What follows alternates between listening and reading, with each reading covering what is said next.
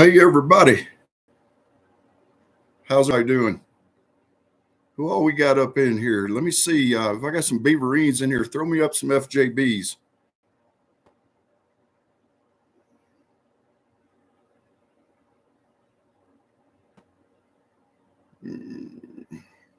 My 5x5 guys.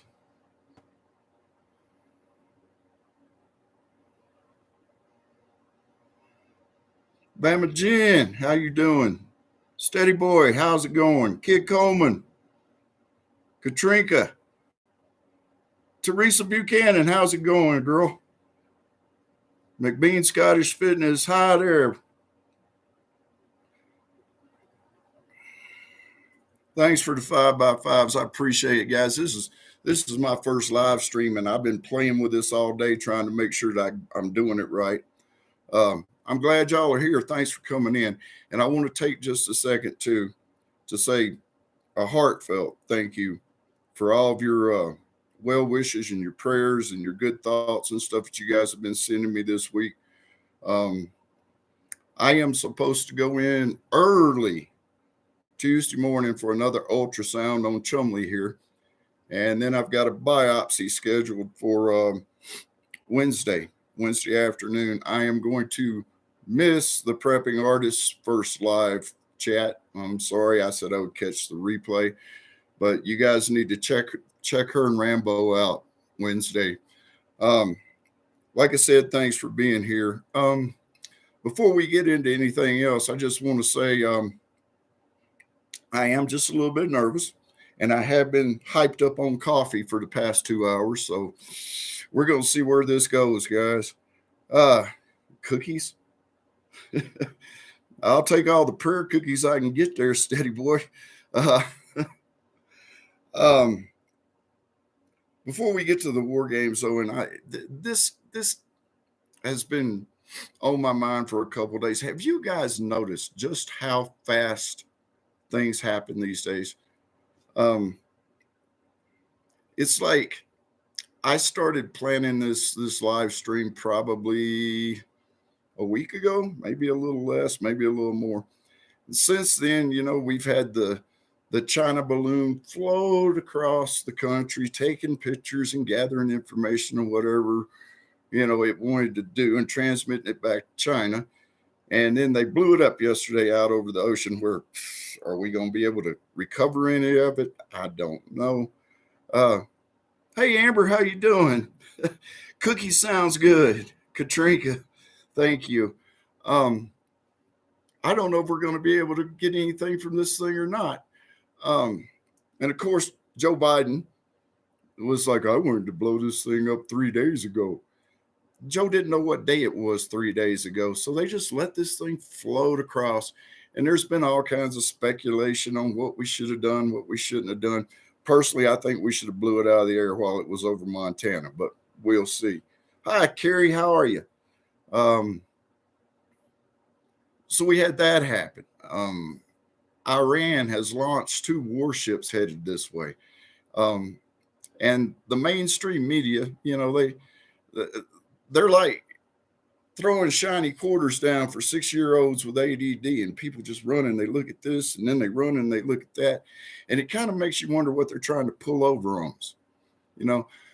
I remember years ago, back in the early 90s, and I don't know if you guys will remember this or not, there was an overnight radio talk show host named Art Bell. He had a show called Coast to Coast AM. Hugely popular show. This guy would talk about anything from werewolves to vampires to witches he was big on aliens and Roswell and Area 51, stuff like that. He lived in Pahrump, Nevada, just outside of Las Vegas. And he broadcast from his own home. And he would literally spend his evening researching stuff, getting his guests together or whatever, and walk into the next room and do his radio show. And it got syndicated. The man was ahead of his time. The internet was really young back then. And he would he had like a camera in his studio, and you could go to the website and you could see that you could listen to the show over the website, and it would show pictures. It wasn't a live stream like this. YouTube was still, it wasn't even around yet. Excuse me. But he would show, pictures of himself doing his broadcast. He wrote a book called The Quickening. And I've got the book around here somewhere. I haven't read it in years, but it was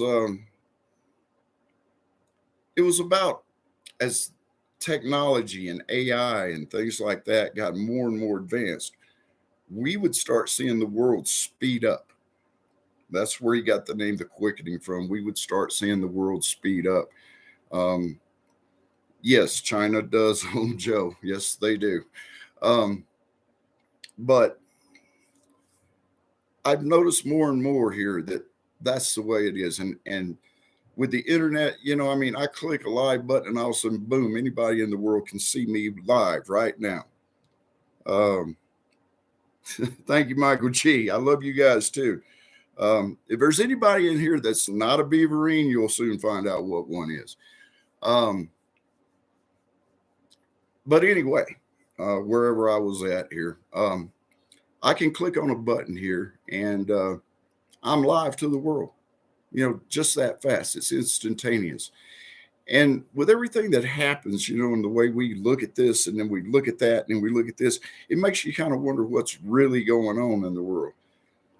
And what they're hiding from us by keeping our attention drawn to the things they want it drawn on. So that being said, if you could get a chance to read the book, I don't think any of his real predictions that he did in the book actually came true. But like I said, it's been a while since I read it, and there's been a lot of things that have changed. It's a good read, and the concept of it makes a lot of sense. So, guys, we hit on this a little bit over in chat the other day, and it's been brought up before. Would Russia, or any other country for that matter, but specifically, would Russia be able to put boots on the ground in America? And a lot of people do not believe that could happen, but I'm kind of tilted to believing that it could, and I'll tell you how. So here's our war game scenario, and feel free in chat to add, to just to take away anything you want to. This is a conversation with us all. If you're going to do it, type it out in caps so I can see it easier. I've kind of got chat slowed down. We don't have a lot of people in here anyway, but for the 11 or so people that are in here, thanks for being here. I don't feel bad at all. I actually feel really good that there's 11 people in here. John had said something the other day about he could remember doing live chats to a room of 10 people. So I think I'm kind of maybe on the same line there. But anyway, so let's just say that we do something, or Russia perceives that we've done something that has totally stepped across the line for them. They've had it. Putin's had it.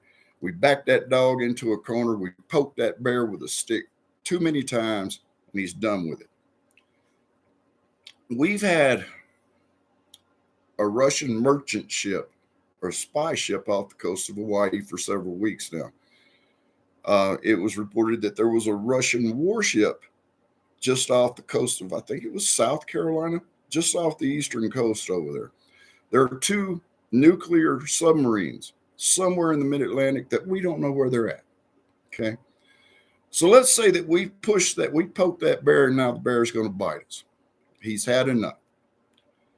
So Russia launches not 1, not 2, but 3 EMPs over the continental United States.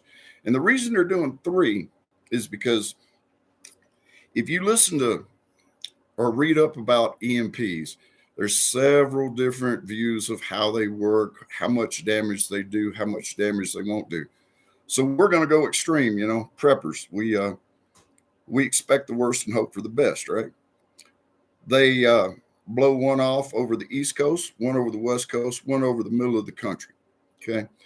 From what I've been able to learn about EMPs, when it blasts, when the EMP explodes, most of the power travels downward, as in southward. So to cover everything up, They knock us out by doing 3.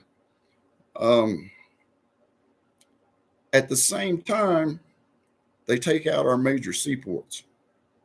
Okay, whether they do that with a Russian submarine and nuclear torpedoes, or whether we have, I don't know, let's say terrorist groups, terrorist cells that have either been sleeper cells or I don't know, they come up through our secure southern border.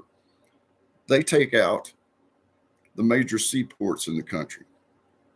Russia then tells the rest of the NATO and anybody else, if you want the same thing to happen to you, do something. They may even set an example, say they do an EMP over London. Okay. He's not taking any crap anymore, and he's got the nuclear power to back him up. So after they take out the ports, he issues this warning, and then he just waits. And if this is an EMP like the most extreme version of an EMP where it fries everything, takes out everything, yada, yada, yada, you've got no communication, you've got no transportation. You know, they say that airlines are pretty much EMP proof because they're built to withstand lightning strikes. That doesn't say a whole lot about the control towers on the ground, does it? Okay.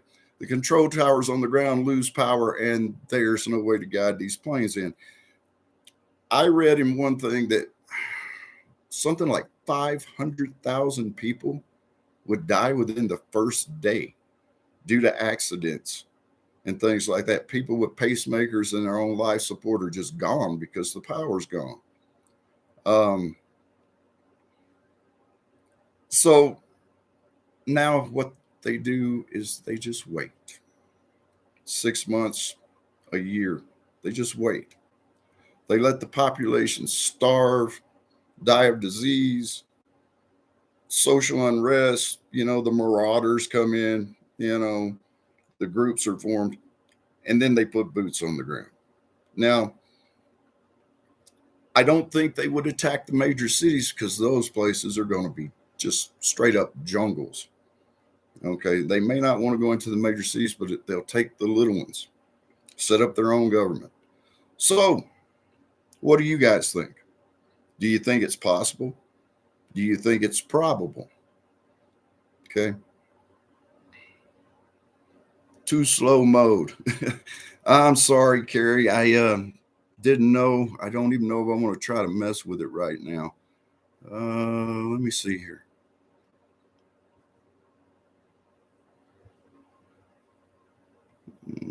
Too slow mode. Hold on, guys.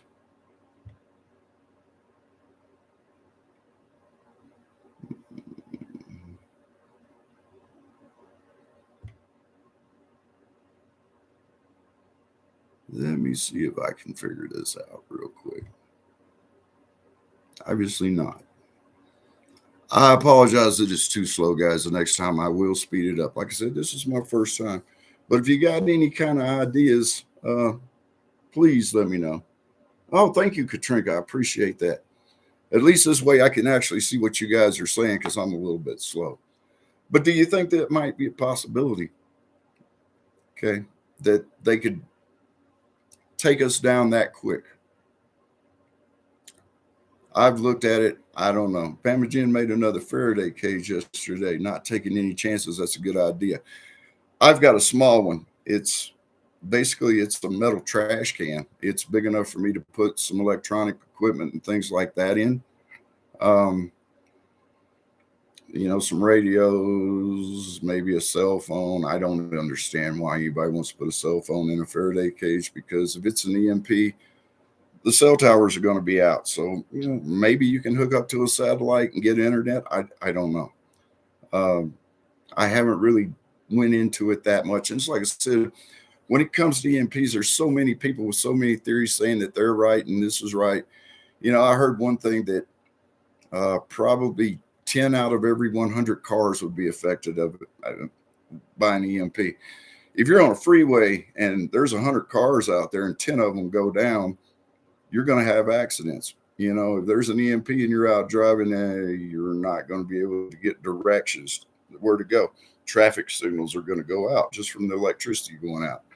So even if an EMP isn't, something to where it fries everything and stuff, it's going to be enough to cause trouble everywhere. And being totally alone, cut off from any kind of communication, I think that's probably going to be the worst part. How to get home, especially if you're far away. I suggest having a map. I've got a map in my get home bag that I keep in the back of my truck. But if I go someplace, I usually know which way I'm going and how to get back. And I pretty much know how to avoid the bad places that I might have to go through.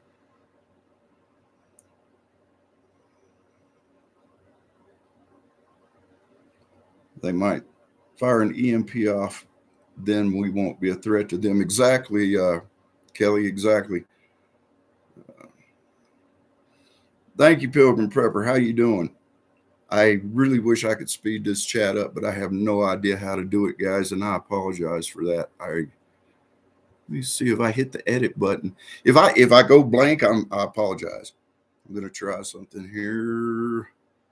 Details, customization. Nope, we don't want to do that.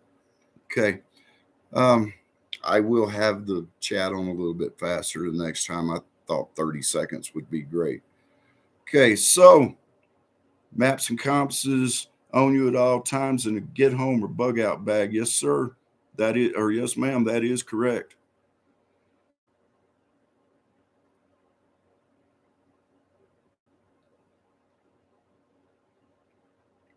All right, guys.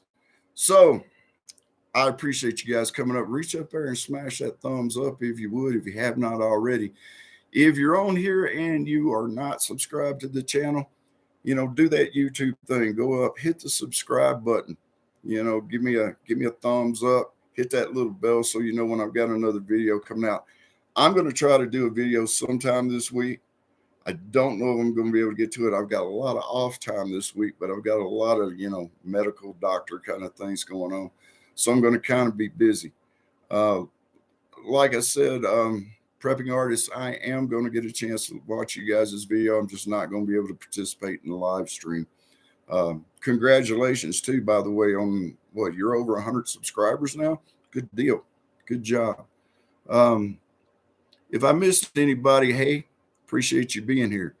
And oh yeah, let's see here. The neck knife, the infamous neck knife. Let's see. Miss Teresa Buchanan, you are the winner of the neck knife. Congratulations. Okay. I will be doing another giveaway as time goes by. Maybe get something a little bit bigger, something a little bit better. Teresa, I will get with you later on, get a mailing address from you, and I'll get this off to you as quick as I can. But congratulations.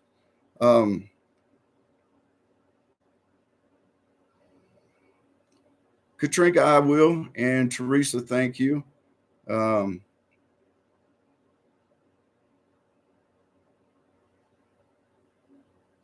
I'm hating the slow chat myself right now, guys. I really am, because I'm looking over here going, yeah, come on, somebody say something else. But I appreciate y'all being here. I know this has been short. It's probably because of my nerves and because of the caffeine and stuff. But I really, really appreciate you coming in. I will see you guys probably Wednesday morning on Prepper Nation in the live chat over there. Thanks, Bam. I appreciate it. I will probably see you guys in before I go to the hospital to get the biopsy done. I'm not going to be able to make it Tuesday morning, and I have to work tomorrow morning. It's the one day out of the week that I got to work this week. I took the rest of the week off just to have some time off. But thanks for stopping in. Hope everybody has a shady Sunday. God bless you guys. Take care. Thanks for being here.